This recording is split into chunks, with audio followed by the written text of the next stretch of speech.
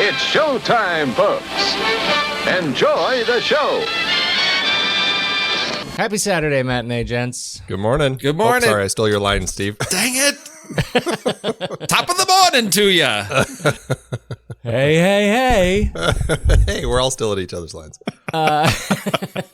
How's your movie lives? Good. I've been trying to catch up on. I have this list that I've been following from I think it was from, where was it? Playlist. They did these variety of lists of, like, the top 50 sci-fi movies of the 21st century, the top animated films, and all this sort of stuff. And they did this list of the sci-fi films. It was just really a lot of interesting films, and so I've been trying to catch up on it because there's a lot on here that I haven't seen, and so I've watched a few of those this past week. And Advantageous was a really interesting film. I enjoyed quite a bit. And the one that I just watched last night, which I just kind of total mind-bending time travel movie. It was Time Crimes in Spain, and just an absolutely fantastic film that just. It kept going in like these time travel loops, and it just was getting more and more tense and just crazy every time. I loved it. It's a fantastic movie. I've never seen it. Oh, Steve, you like it? Yes, that was on my list.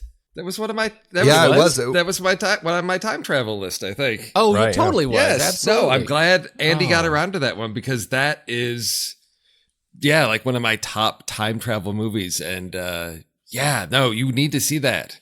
Absolutely. Does anybody in it actually use time travel to do more homework? Because I think that's a recurring theme that I want to celebrate. I don't know. He does. Does he use time travel to get his chores done? Is that? Not quite, but sort of. Oh, you absolutely awesome. need to check that one out, Pete. And if we ever do a time travel series, that has to be on the list. Absolutely. Yeah. All right. Yeah. What was the one that I think I liked so much? Primer? Goodness. What? Primer? No, Primer. Of course, Yeah. Primer. It was but that's not the one I'm thinking of. It's the one where Looper. Oh, it's the gender swappy one. Oh, Predestination. Oh, Yeah. Oh, I love that was Predestination, also brilliant. and it was fantastic. And I remember, I can't remember who it was in our group, and in Slack, somebody reviewed it and rated it like 2.5 stars. And my feelings were so hurt. I had to go to bed. Like, it was so sad.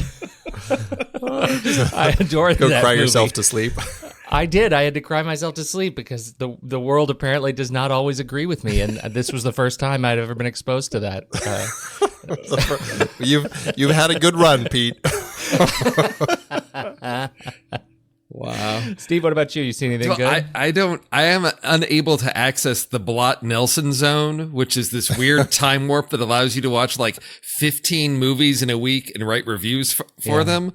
So I did get out and I saw Blade Runner 2049 again. I had a friend that hadn't seen it, and I thought I need to see this again on the big screen. So I went and checked that out again to see how that holds up, and really enjoyed it the second time, and was able to notice a lot more details about story and some other things. So I'm still parsing that out, but I think there's more.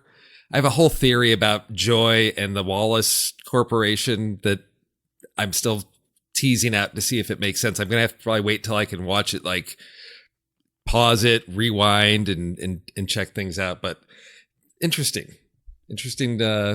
possibilities that because she's owned by the Wallace Corporation, she's their software. Are they using her to manipulate Kay? Oh. More things to think about. Yes. Nice. Because I didn't want to think like that. she's the one that really plants the seed in his mind of the thought that he's the child. That comes from her. Yeah. And the whole marketing slogan on the Joy thing is, you see it on the billboards. I could, read it. I was paying attention, instead of being overwhelmed by just the great visuals, I was like, okay, there's the Joy billboard is in there so much. And the little slogan is everything you want to see, everything you want to hear. Oh, man. So I wonder if she's telling him what he wants to hear because, of their relationship, or if it is the Wallace Corporation, because they know he has a product, because when he first goes to their offices, Love mentions, "Oh, you're also a customer. Do you enjoy?" You're also a customer, yeah, sure. So, yeah, right. So there's I'm trying to watch it. I'll see on the third viewing if I can focus on that, see what happens. I'm actually surprised you're here this morning, because I thought with Stranger Things season 2 going live, you'd still be kind of wrapping up your overnight. No. That's because I gotta wait till tomorrow, because one of my kids is a makeup artist at the high school Halloween event, and that was last night and tonight. So we've got to wait till Sunday. So what we are doing is the kids are having some friends over, and we're going to start our binge at 11, and we're going to eat some Eggos while we watch Stranger Things. As you do. I adore that. That's fantastic. That's so funny. Hey, Steve, just in case you were wondering, though, in order to actually get into the Blot Nelson zone, you just need a time turner. Okay. That's what I use my time travel device for. You just use it to watch more movies. Exactly. Oh, for crying out loud. Do you know what? You know what's exasperating about that is I know that's true. Like, if you had a time turner, that is what you would do with it. Probably. It's so. This so is how pathetic, those plots get made, because there are people like you who live them out. Okay, my turn. Can I talk to you about Geostorm? No. We'd rather you not, but if you must. I lost a bet or a dare, and we had to see the biggest budget, loudest, most flamboyant use of cartoons in film with the boys last night. And so we did. And I like to imagine that these movies, that you can find some redeeming qualities of these movies. And I guess I could find something in this movie that's redeeming. It would take a lot for me to muster that up. This is a straight up terrible film, and it's terrible from the moment it begins. From they let almost every character has a ridiculous monologue. Almost every character. To explain something that is just nonsensical in the plot. Like, Gerard Butler is the big tough guy who invents this net, essentially, that goes around the planet. It's a net. It's not just a network of satellites. It's actually a net, you guys. A net. Like a space net. Of satellites that are connected to one another. They are connected to one another. Think about that. And think about, even though I know we're not astrophysicists, we're not experts in, things that orbit other things, but we do have a basic, let's say, third grade understanding of how objects work with gravity, like, the moon. And this movie doesn't have any of that. It is absurd. It's absurd. So he invents this giant system that can control the weather. So anytime it starts to rain in Bangladesh, they shoot some little things at it, and it makes the rain stop, right? So now weather is perfect everywhere. The Secretary of State, I'm going to spoil it. The Secretary of State's the bad guy, you guys. He's the bad guy. Oh, goody. And yeah, you see that coming a mile away, mostly because it's played by Ed Harris. Come on. So Ed Harris, he's the bad guy, and he tries to play the good guy, but Ed Harris in this movie is nothing but bad, and he tries to take over the spaceship, the satellite, which also, it's the International Space Station, and there's gravity on it now. Like, so as soon as you land, there's these giant garages, and space shuttles can fly into these garages and just land there. Wow. And then there's gravity. There's just gravity. And it's just, there aren't words. The biggest betrayal, I think, of this movie is that on the poster artwork, you see the Burj Khalifa kind of tilting, and there's this tidal wave of water kind of, coming off of the ocean, and it's knocking over buildings, and you think, oh my goodness, that's going to be a catastrophically brilliant effect when they bring the Burj Khalifa down. They never bring the Burj Khalifa down. They never do. They leave it tilted. Like, that is the most ridiculous semi-erect giant tower you have ever seen. Well, physics does not apply, apparently. I mean, they established that early on. Yeah. Not at all. Okay, let me say this. Abby Cornish is she's she's delightful, trying to, muscle her way through this film. I really like Abby Cornish. I liked her in Sucker Punch, and I think she's great. And so she does a fine job in this bit of ridiculousness. And Gerard Butler doesn't. And the trailer for this one before this movie was the next Gerard Butler, The Den of Thieves. Have you seen the trailer for this? Yeah. He says, it popped up in my... You're not the bad guys. We're the bad guys. Yeah. And he's the police. Yeah. Equally terrible. But I will say that, what's her name? Talitha Eliana Bateman. She's been in a lot of stuff. She's been in like the Maze Runner, I think. And so she's kind of in that category. But I had this weird feeling watching her in this last night that we're going to look back on her as we look at, Firestarter. Drew Barrymore? Yeah, like you get the feeling like this is a young woman who is going to she's probably gonna do some things that are really great, and this wasn't it, but she's got a lot of character, Yeah, a lot of charisma. I look forward to that. And Zazie Beetz was also really funny in this movie. I had never heard of her. I've never seen anything that she was in Atlanta and Applesauce and Finding Her. Is a movie coming up, but she's got a lot of stuff coming up, and she's somebody to watch too. So there were some really good people, I think, hidden in this disaster of a movie, and so don't see it, but look at the cast list on IMDb and make some notes, because there are some people who are gonna need it. This is a terrible movie. This is a terrible experience. Well, I wondered about it because Jim Sturgis was one of those actors that, like, a decade ago I thought was going to be somebody and do something, and he just sort of like disappeared because he was in that Beatles musical thing, Across the Universe. He was in the card counting one in Vegas, 21. 21, yeah. 21 and Cloud Atlas. Yeah, right. So So this doesn't help. This does not help him at all. No, he's the brother, and that's the that's the made up controversy. Wait, he's the brother of Gerard. Yeah, of Gerard Butler. Oh, okay. Oh, wow. Yeah, no. Mom always liked you best. Yeah. That's exactly the level of dialogue, because Gerard Butler invented this stupid thing, but then he's too antagonistic to the Senate, and the senators fire him and put the younger brother in charge. Because of course, and that begins the dissolution of the family, and so Gerard Butler gets conned to go back up. He's not really conned. It's stupid. He goes back up to repair this thing before they realize that it's actually a malevolent force, and so they have to work together. One brother in space, one brother on Earth, solving the mystery.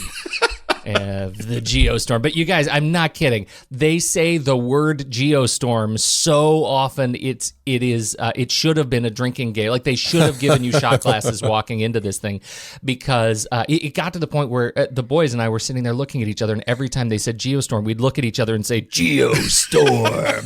It's just so stupid, until in the third act, they actually put the ticking clock on the giant screen, the War Games screen, and it says time to, in a giant bold font, Geostorm, with a clock that says an hour and a half, because they can predict to the second when Geostorm will hit. And as soon as they solve the problem, all of the storms evaporate around the planet. It is absurd. Oh my God. It is not a fun movie. Stop hitting yourself. Stop hitting yourself. That's what I'm saying the whole time. Okay. Well, it did well enough to be number 2 at the box office, unfortunately. So it still didn't beat out Tyler Perry's Boo 2, which we kind of knew would probably take the number 1 slot. But yeah, it's above Blade Runner 2049, Happy Death Day, Only the Brave, The Foreigner, Victoria and Abdul, American Made. All better movies. See all of those movies first. Please let my life serve as a warning to others. This is a terrible movie. This is a movie that made me think. I'm sitting there thinking in the theater, you know what I wish got a big theatrical release? Any of the Sharktopus movies. I would watch those first on a big screen. I would love the Sharktopus movies right now. That's sad. That's God, really it's sad terrible. to say. Oh my. Okay. Well, good. You got that out of your system. Yeah, I guess. Shall we do trailers? Let's. Yeah. Who was it who had the Ethan Hawke Oh, that's one? me. That's me. Yeah. That's I think Ethan Hawke needs a movie like this, Steve. Maybe, despite some of the really hacky dialogue, like you're gonna walk out of here, or I'm gonna walk out of here over your dead body. It's like, really? Wow. But no, it's 24 hours to live, and what I was really intrigued by about this is it struck a place close to my heart, because it reminded me of some of those direct-to-video movies from like the 80s and 90s, where it's a really interesting concept and they do the best they can with it. And it's a simple story. This is a story of an assassin that seeks redemption after being brought back to life. And they want him for one last job. And so he decides, well, you took everything away from me, so I'm going to kill you in my last 24 hours instead of doing the job that you're bringing me back to do. So, ridiculous concept, something straight out of like some graphic novel or pulpy, short story.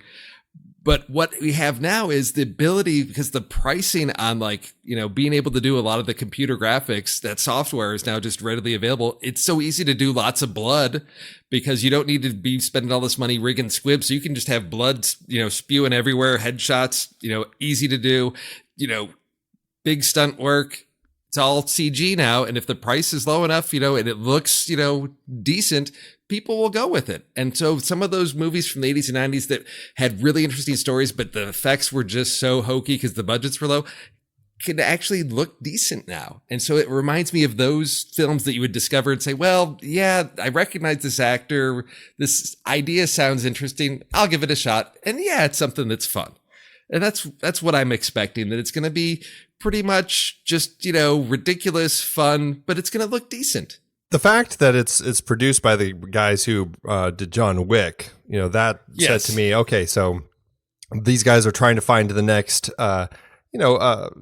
older actor to kind of bring into the action fold and kind of do some great takedowns and everything. And I was like, yeah, I'm looking forward to the busiest actor in Hollywood to get out there and have one of these movies. So Ethan Hawke, I think, looks like he's going to have a lot of fun in this. And despite some of the hacky dialogue and stuff like that, it still looks like it could be a good time. So I'm intrigued.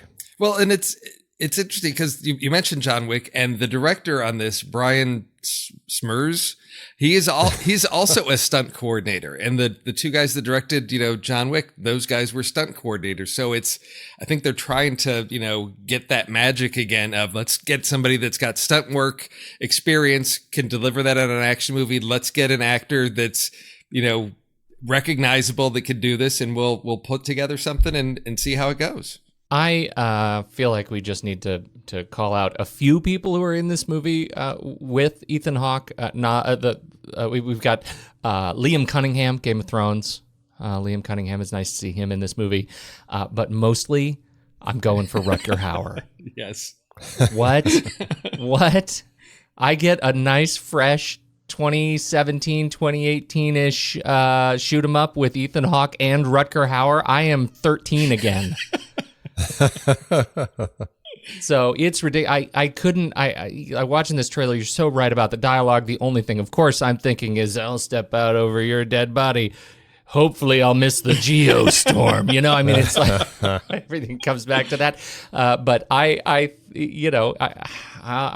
forgive a lot. Geostorm shows the limits of what I won't forgive, but I'll forgive a lot for Ethan Hawke and Rutger Hauer. I think this looks really fun. Is there any indication that this isn't part of the John Wick universe at all, right? No, I don't think so. Everything everything I heard is that they were trying to build a John Wick cinematic universe, right? That we're going to have more. We're going to have the TV show or Netflix or something. They've got the show about the Continental. It hasn't been said yet, but it could be one of those things like the Stephen King universe or the Tarantino universe where they might internally be doing all of this without any of us knowing, and it might be 10 years from now someone's going to come up with a meme that connects everything. Because I would wait 10 years for a Keanu Reeves, Ethan Hawke 24 hours to John Wick mashup. I would do that in 10 years. Is that what you're saying? Yes. You know what? They did that. It was called Red, Pete, and you hated your geriatric action movies. I hated it. Maybe they could really highlight the knee and hip replacements by then. That maybe would make it better for me.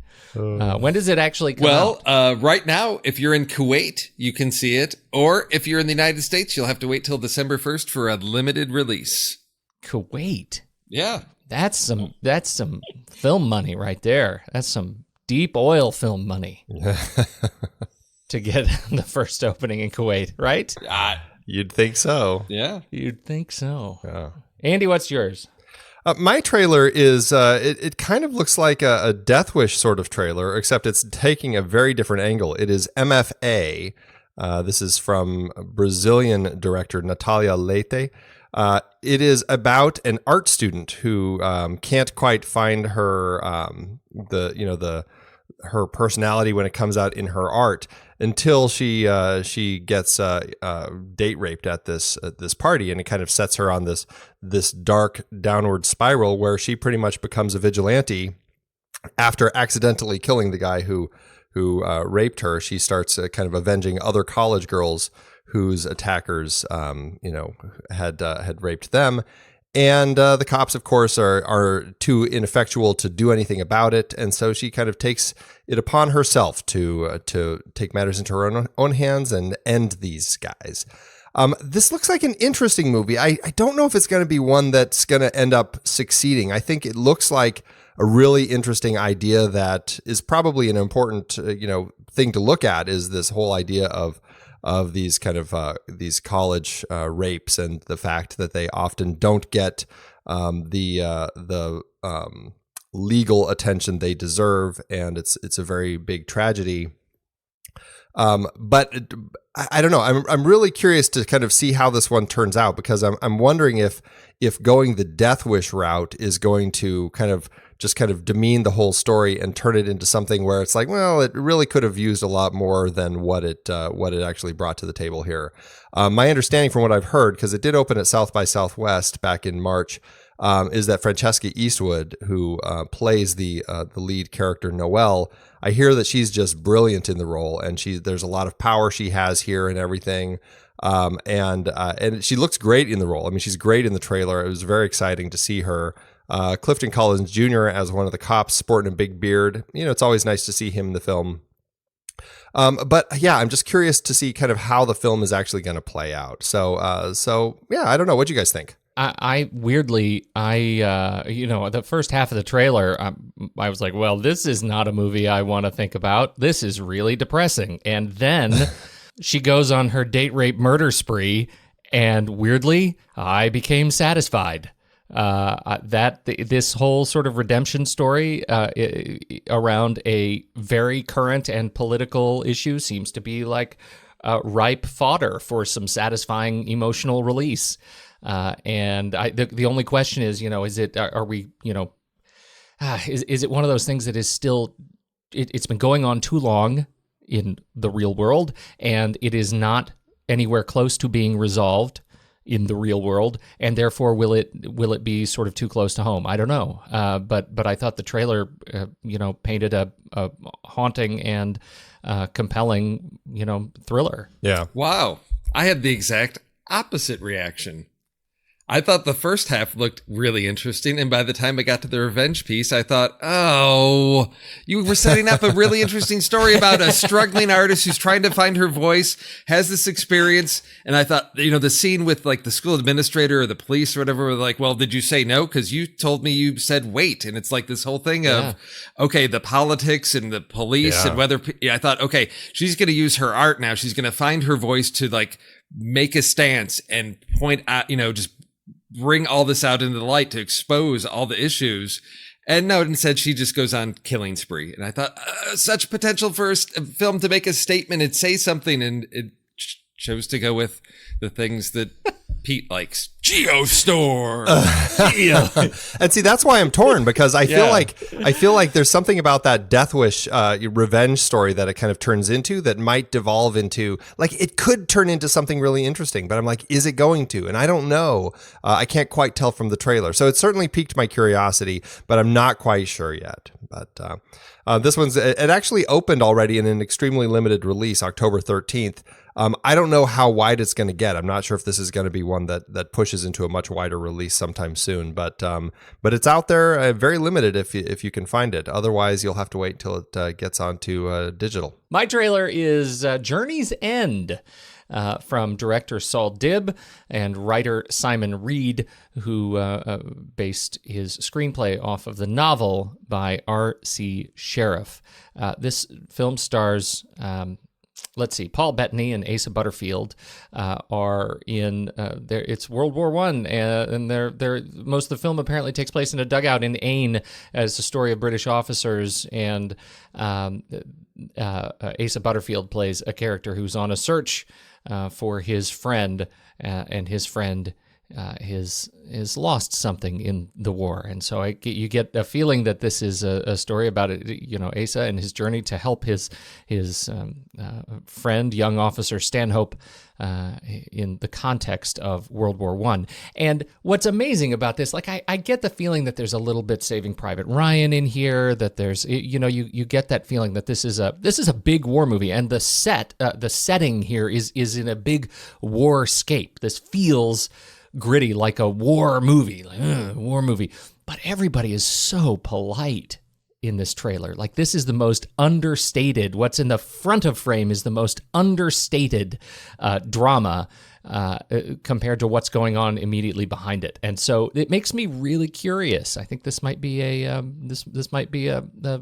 good one with its heart in the right place. What do you guys think? I thought it looked great. It looks just like a really solid war film. It's just straight up war film, and it had a lot of great, nice performances. It's nice seeing Asa Butterfield kind of growing into kind of an older actor. I thought it was really funny to see one of the. It had little bits of like quotes from reviews and stuff, and one of them was superb British performances. To my point, yeah, right? It's very British. Yes, very British. I appreciate it. So you've only been in the war 5 minutes, then, haven't you? Oh, right. Oh. He's very fresh, very green.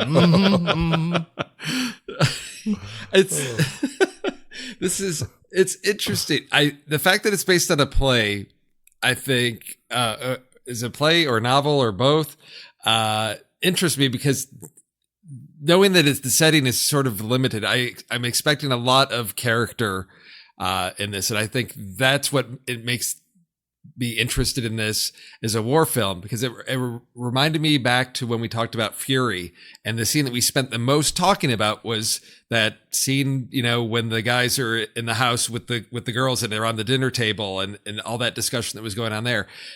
The fact that was so interesting, and that this movie seems to focus a lot on, you've got a character who's like mentally disintegrating, and this family friend that's trying to that's found him, and the history that they have, that makes this interesting to me. I don't care that it's a war movie. That's just sort of, window dressing around what could be, I think, a very interesting and dynamic character piece. So that's what's piquing my interest in this film. The director Saul Dibb, he also did The Duchess back in 2008, which I have not seen. It's been one of those period pieces that's on my list of things to see, because I heard really good things about it. So I may have to check out The Duchess, and then early next year go out and see this Journey's End, because it's one of those character pieces that I long foreseen in the cinemas instead of just big explosions in a war movie. I think so too, and I'm glad you said that. It looks like it was originally a play that was later novelized and later obviously written as a screenplay. But the original play was written in 1928. Oh, wow. Holy cow. So, yeah, this is a story that's been around a long, long time. And so, written nearly contemporaneous to the setting, which is fascinating. So that should be interesting. I'm excited about it. We have no U.S. release. In fact, we have very, very few release dates. Canada got it September 8th at the Toronto International Film Festival. So if you were in Toronto, you may have seen it. And it opened the London Film Festival in the UK October 6th. The only other wider release date is the UK February 2nd of 2018. So check it out. Cool. The list. We have stories of missing people stranded somewhere, lost colonies included. Now, I think we had some refinement to the list this week in Slack. Andy, where did you go with this? Yeah, because I was wondering, I'm like, are these stories where like our protagonists, the people we're following, are they the ones who are lost, or do they need to come across somebody who is lost? And so I was a little, I wasn't sure which direction we wanted to go, or did it matter? And so I think Steve suggested we try to fix on stories where they come across somebody who is lost, and then if we need to go the other route, we will. Here's the problem that I ultimately had with that in my list, and that's why I think I may have broken some things. That the people who are searching for those who are lost find those who are lost, but do those who are lost actually know they're lost, or do they care that they are perceived as lost by those who are doing the seeking? Wow, that's right. Heavy. So just think about that. That's where my head went with this, and no, Geostorm was not one of my selections. Well, it was tricky because the struggle I had is that there were some that we've already covered, like Apocalypse Now. And there were others that I came up with that I really just don't like, and so I didn't want to talk about them at all. so I ended up going more the route of people who end up getting stranded than the ones of coming across somebody who is stranded, because I found that the ones where they come across somebody who is stranded, I tend to not like those movies, so I didn't want to bring them up at all. So I totally broke it, because my list is people who are not actually stranded. They are considered lost, but lost by those who are doing the seeking. Okay. Oh, this will be fun. Oh, so they don't. Okay. Interesting. Because it was I think we knew it was going to be a challenging list, but Yes. I think totally. I think we'll all have some fun and interesting titles to talk about, and list rules be damned. There you go. And so Apocalypse Now is a great example of that. Yeah. Like, he's considered, quote, lost, but only by those who are doing the seeking. Yes. Yeah. All right. I feel better. Okay. I feel better. Yeah. Andy, would you go first? I don't think you ever go first. I certainly will go first. This is one where I feel it does actually count as our protagonists encountering somebody who is lost. And the lost person is not really the focus of the film. And it's hard to say that they're actually lost, but they certainly are in a situation where they need help and nobody's really there to help them. The film is David Lynch's 1990 film, Wild at Heart. And the scene is a really interesting one. It's the one scene that's stuck with me more than any other scene from this film. It's when Lulu and Sailor are driving across the desert, and they come across the wreckage from this aftermath of this car accident, and everybody's dead except for this one young woman who is our lost person. She's stranded there at this accident. She's got like a brain injury, and she's like picking at her brain, and she doesn't realize it. And she's just kind of like, lost and has no idea what to do, and just kind of dies right there in front of them. And then Lula, of course, thinks this is a really bad omen and bad things are coming their way and everything.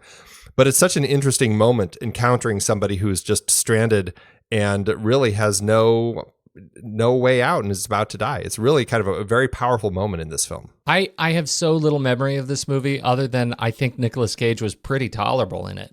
Oh, he's very Nicolas Cage. It's a really great movie. I don't remember it, and I never would have considered that it would fit the category of Lost. I need to watch it again. Absolutely. Well, no, it's a memorable scene, because I remember seeing it in theaters, and when she's picking at her like scalp or something, and it's like exposed brain or something in there, and she's just like digging her fingers in there, scratching, and she's sort of in shock and has no idea what's really going on. So yeah, I could see in that moment someone who's lost and doesn't know it. Sure. Yeah. Interesting. All right. Yeah. All right. Yeah. I love it. Steve? All right. So my list is all over the place. So my first film is a recent one, and it goes along that idea of sort of a lost civilization or people that have been lost and trying to find them. And this is Lost City of Z, which is actually based on a book, a true story of a sort of early explorer trying to find this lost, civilization in South America. And he becomes obsessed with trying to find this place, going down the Amazon, takes several quests. This is in the early, but this is like the 1900s, I think, is when he starts. So it's the quest to find the people that are lost and whether or not he can actually find them. Do they actually exist? Because it's a sort of mythical city of gold that there are, ancient documents about coming across this lost tribe, and he's on his quest to see if he can find them. Yeah, I actually just watched it fairly recently. It was a really interesting film. I didn't know it was going to be as much of a biopic as it was, because it really is just kind of a story about this man's life as he's kind of going back and forth between his journeys and whatnot. And yeah, it's like I think it's actually because he goes off to World War I, so I think it's in the early 20th century. Yeah.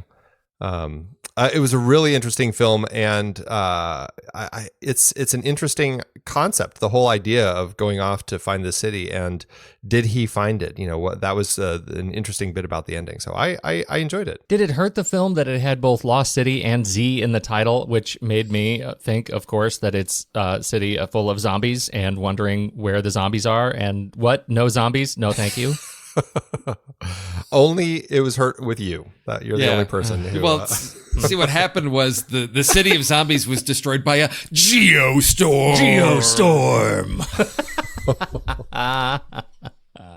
My number 3 pick is I actually did not like it at all. I did not like it at all, but it had some things that were a little bit redeeming. I saw it because of the trailer and because of this line. I just think we should be doing something about the rainforest. I loved this concept of social activists getting on a plane to go prevent deforestation, but then getting captured when their plane crashes by a tribe of cannibals.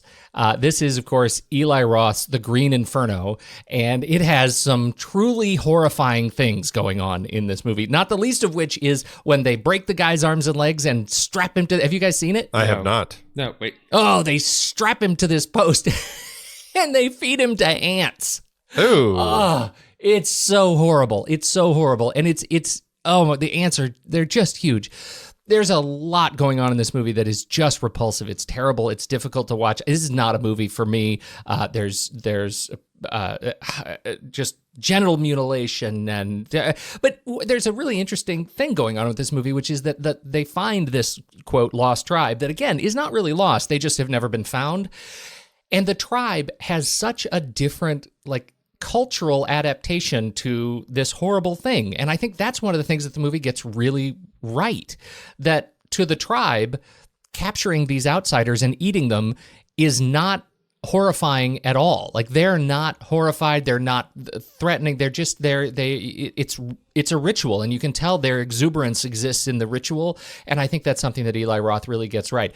Even if it's not a movie I ever want to see again, it was a fascinating watch. Interesting. There was cannibalism also in Lost City of Z, and it's like the tribesmen, they eat their dead so that they can absorb part of their soul and keep them with them forever. And it's like, oh, that's really disturbing, but really interesting. Yeah. So yeah. See, now you're sweetening the deal for me, Andy. You're sweetening the deal. Just wait. You got to wait till I die, though. Now there's cannibalism. You can't kill me. You don't want to eat you. I was talking about seeing the movie. Oh, man, you go to dark places. Pete's going to eat us to absorb us, and it was just... Right. There is nothing about that is going to ever happen. That's horrible. Pete's going to invite Tommy over for dinner. Okay. Great. Andy, what's your second? My second one is, this is kind of going into, I think it kind of still fits the former, although we're getting into kidnappings, and it's like, I wasn't quite sure if this works, but it certainly is somebody who's missing. Okay. So I think it kind of works, but it's such an interesting film to me. And it was the 1988 film The Vanishing that George Sluizer made before he went and remade the horrible English version of it. Yes. Just such a painful movie. But the original one was just so horrifying and really just disturbing about this Dutch couple and Rex and Saskia. And Saskia disappears at this gas station where they stop, and Rex can't find her. And so for years, he's searching for her. He's putting signs up, trying to find her, until finally the kidnapper is so fascinated by this that he kind of invites him to talk about it. And they start talking and said, I will take you to her, but you have to do everything I say. And he's so, fervently passionate about finding her and learning all of this that he goes through with it until it builds, I think, to just one of the most horrifying climaxes. Such an interesting film. And when you kind of the whole journey of finding this lost person is a really disturbing one. But boy, is it a memorable film. So that's my number 2. Oh, I've never seen. Oh that my one gosh, either. Pete! Oh, You need Pete. to see the. I've seen the Jeff Bridges Kiefer Sutherland one. Oh, you poor thing. No, this one is so much better, and this movie stuck with me for so long because this guy, this kidnapper. I mean, his whole story is interesting because there's something that happens to him, and I it's been a long time since I've seen this, but he does something, and people celebrate him as a hero, like he saved some kid from getting hit by a car in the street, or he did something, and people are like, oh, you're a hero, and he starts contemplating this, of well, if I'm a hero, if I'm a good person, then I shouldn't be capable of doing something truly evil. So then he sets out to test himself. Can I do something horrible like kidnap somebody? And it's just this really twisted motive, but the structure of the film, the way it's, oh my gosh, the Jeff Bridges Kiefer Sutherland one is just a disaster. Go find this original one. Yeah, so much better. Awesome. Yes. Totally. Oh, I can't believe it. What a good list for me. Yeah, you just got to get into the Blot Nelson zone and find time to watch all these movies. And watch all of these movies. Time Turner. Time Turner. What's your number 2, Steve? Okay, so when I think of people that are missing or lost or stranded, first story that comes to mind, and this is unfortunately their story, although at the end we sort of get to see the discovery or rescue of them. But one of the most powerful stories of people being stranded and lost for me is Lord of the Flies. And I'm going with the 1963 film directed by Peter Brook, which I think is superior to the Christian Bale one from the 1989. Find the original Peter Brook version of Lord of the Flies and just go into a dark place with these boys as they are stranded on an island. I've only seen the Christian Bale one. I always found it very powerful. I really enjoyed the book, and I enjoyed that film. I just have not made it around to watching that former one, but I definitely need to because it's a story I've always just been drawn to. So I got to check that one out. This one I have seen, and the kid who plays Piggy is amazing. Oh yes, it's great, truly. Okay, my pick. I don't think you have to go very far. When you think about finding lost civilizations, hashtag alternative fact Egyptians to run into Stargate. That's right. Did you see that coming? I don't think you did. I don't think you did. This is the thing that started it all. And I'll tell you, a lot of the reason that I'm doing this is because Dean Devlin was up to better things with Roland Emmerich, and because I just saw Geostorm, I had to come back around and cleanse my palate. I adored Stargate. I thought it was fantastic. I love Kurt Russell and James Spader and their relationship, and Jay Davidson is amazing. And this is the story of the fantastic, we'll call it the, quote, transwarp beaming device that takes you to another world. You walk through the Oculus and suddenly you realize that the Egyptians were aliens, and there is a whole group of slaves that are out there building stuff for the Egyptian aliens. And I I thought it was just great. And you know what else? I loved everything that it spawned. I've watched all of the Stargate series, every season, and it was a lot of fun. They've done a great job. And so I'm excited by the thought of some more Stargate coming. I think Stargate Origins is on the table somewhere. So we'll see what happens, but I'm excited about it. Stargate, find those. This is alternative fact history. That's the one. Boy, that's one I need to watch again. It's been I haven't seen Stargate. Time.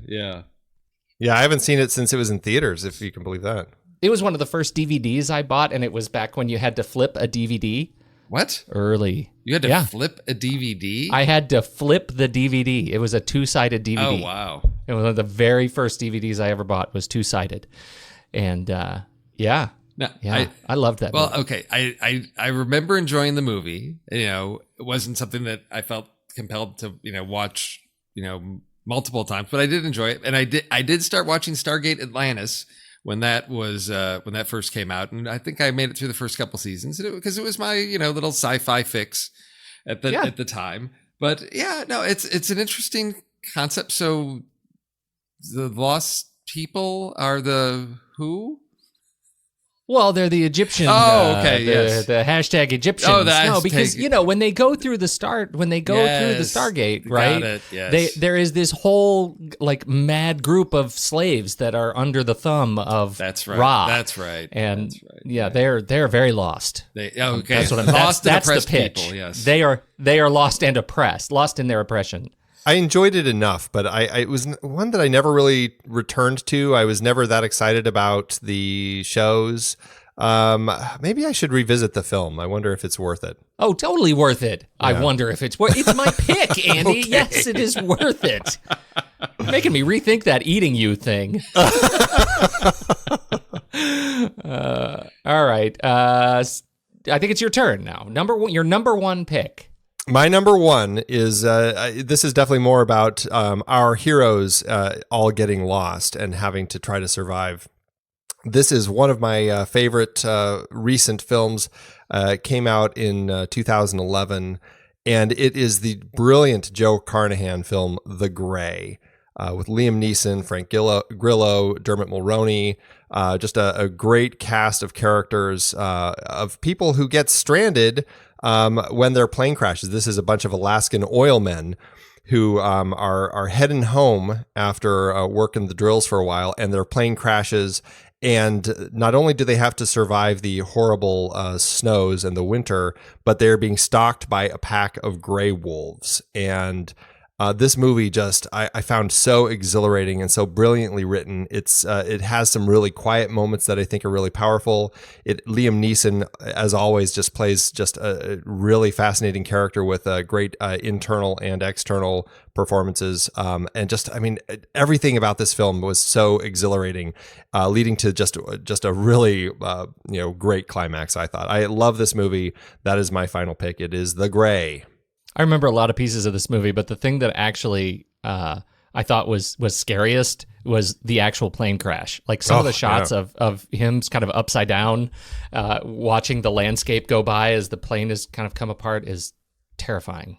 Ugh. Yep. Strong stuff. See, that's one of those, I kept hearing things about it. I'll get around to it someday, but just never got around to it yet. So I'll have to move that up in my queue and check it out because it's Liam Neeson.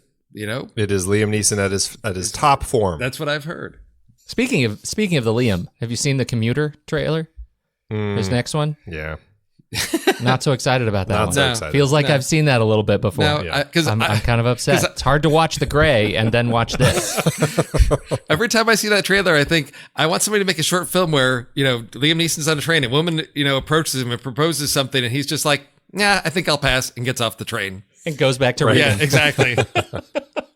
Just stop talking, Liam. Just stop talking.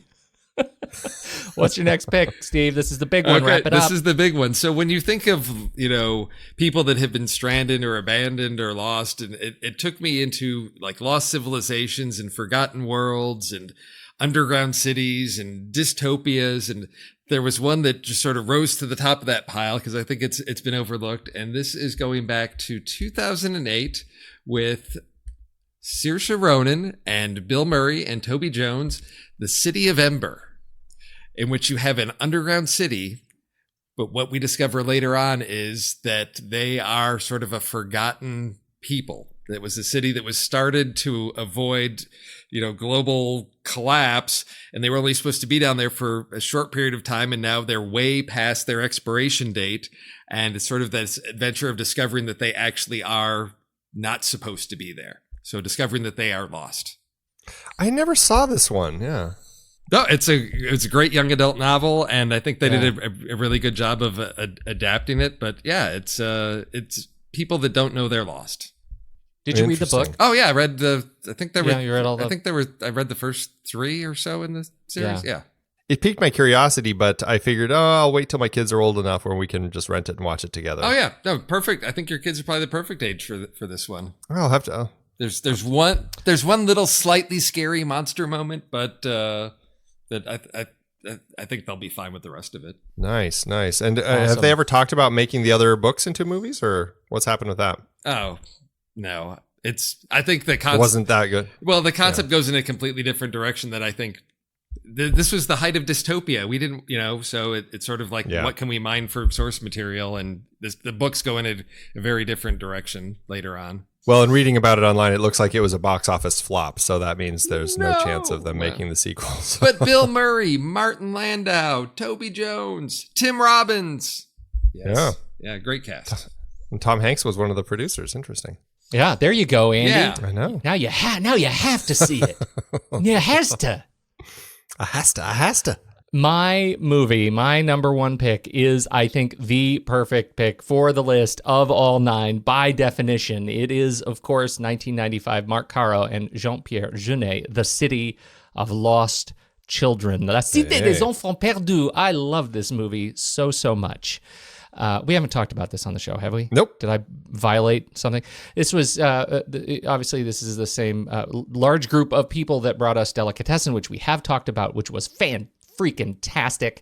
I like this movie just as much. Ron Perlman is great. Daniel Emilthorpe is Crank. Of course, Dominic Pignon plays all the clones. This is just a fantastic cast of characters about a mad scientist who is kidnapping children and taking them to his oil rig to help stop his aging process. It is just a fantastic dreamscape of wonderful imagery and it's got lost children in the title. I win. Yeah, this was a really fun movie. Very creative. I mean, just Caro and Jeunet have a really interesting visual style when they're making these films together. I had a lot of fun with this one. I remember really enjoying it. I loved it when we're following the flea as the flea's jumping around and everything. Just some great stuff that I remember from this film, and it's definitely one that I'd love to rewatch sometime soon. And totally, I hang my head in shame because I have not yet seen it. I know. It's on the list out there. I know. We've all got stuff to watch. Yes, my list of shame. It is there. I can't remember so this came out in 1995. When was Ron Perlman playing the Beast in Beauty and the Beast on TV? It was before this. It was before this. That's my memory of it, because I remember his name, but I don't think I'd ever actually internalized that was his face. And so I saw this movie with Ron Perlman in it, and I was like, wait, which one was the Beast? I couldn't figure it out. And he's gone on to play some just terrific roles in a long career. So this is really fun. If you haven't seen it, definitely get it on the list. That's it. I think we did a pretty good job. Yeah. It was a challenge. Lots of a variety of films that kind of fit the original idea, but I think they were all good. They were definitely better to talk about than Interstellar, which was one of the ones that I didn't want to talk about. Stop. Just no. Truly. No. Yeah. Just no. I'm surprised you didn't bring that one up. What? No. Because Matt Damon's lost. Yeah, he is stranded. But I went lost civilization approach to that of larger. Because for me in Star Trek Beyond, it was, they had established a colony. So I wasn't just looking for a person that was stranded, sort of like a civilization that emerged from people that had been lost. And just stop with Interstellar. You could have done all three had we not talked about The Martian, because there was that third movie where Matt Damon and Affleck were lost. What was that one? I haven't seen it. But they made a big deal when The Martian and Interstellar came out that you should do the trilogy of Matt Damon lost movies. The other one's Saving Private Ryan. No. Oh, maybe there's this is not that. Are you talking one. about Jerry? Yeah. With Matt Damon and Casey Affleck. Yeah, that's a really interesting movie. That one is really worth checking out. It's part of Gus Van Sant. He had like a trilogy around that or something of like characters that were lost or dying or something. Death or something. The Death Gus Van Sant's trilogy right. of movies I don't want to see. No, Is that what it was called? Yeah, maybe. Yeah, maybe. Of course. Yeah, maybe. Yeah. Okay. Bringing it back around, what are we going to do for next week's list? Well, because Nine Queens involves stealing stamps, I was thinking we should do movies that involve stamps. Or have stamps somewhere in them. I think we can do this. We can do this. Man, that is some alpha list making right there. I know. Okay. Movies, great movies with stamps involved. Yes. Okay. All Ideally, it's part of the plot, but if we're struggling, it doesn't have to be a part of the plot. As long as there's kind of a stamp element to it that is kind of pointed out. Movies about stamps, ideally part of the plot, but at least should be, quote, pointed out. Okay, yeah, we'll go with that. I love it. I have one more that I'm actually surprised nobody talked about. There is a movie, a 1937 film called Lost Horizon. Have you guys seen that one? Oh yeah. No. Little Frank Capra. Yes. Yeah, Frank Capra. All right. So this is they find the lost city of Shangri-La, and everybody there is fine. They are not really upset about being lost. Well, I have not seen this movie, but I think in the 70s, Ross Hunter did Ross Hunter's musical production of Lost Horizon. Have you seen this movie? I have not seen that one. Okay.